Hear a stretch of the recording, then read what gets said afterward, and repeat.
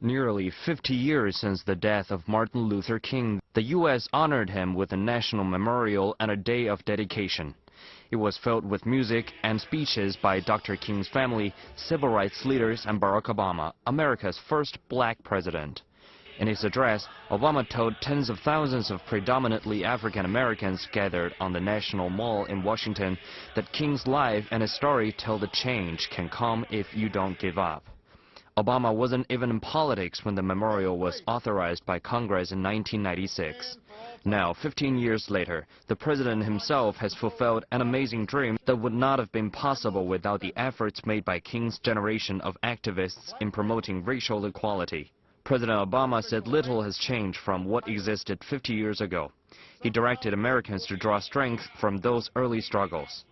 The audience was filled with people from all walks of life. Many made this trip only to honor King's legacy.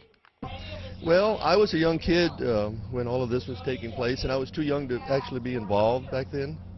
And this was the first opportunity to actually celebrate what he did for our country. I missed the Obama inauguration, and being here, it feels the same. I think his spirit is here. I think he is embodied in all of us. We're all able to make these changes. We're all able, just one person, one change at a time.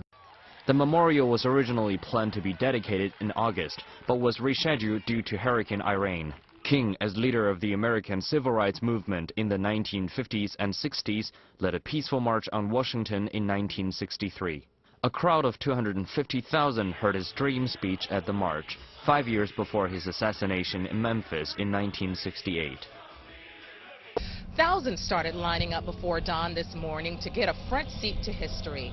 But many say it wasn't to get up close and personal with the dignitaries and listen to the wonderful music and the wonderful speeches, but it was to be a part of Dr. King's legacy, to listen to his universal message of hope and, most importantly, love. Cassandra Centeno, CNC World, Washington.